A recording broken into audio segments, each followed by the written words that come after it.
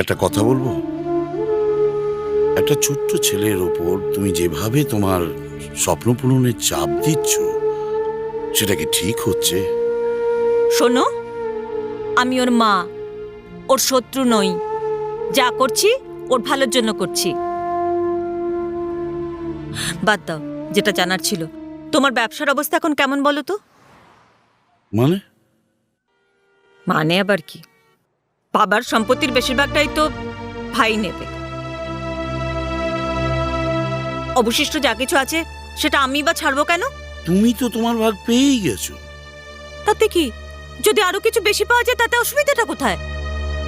না তা নয়, তবে তবে আবার কি? কোনো তবে নয়। কালই যাব বাবার কাছে। বাবাকে গিয়ে বলবে তোমার ব্যবসার অবস্থা ভালো নয়। রনিতাকেও বলবে, বাবাকেও বলবে। বুঝেছ? হুম,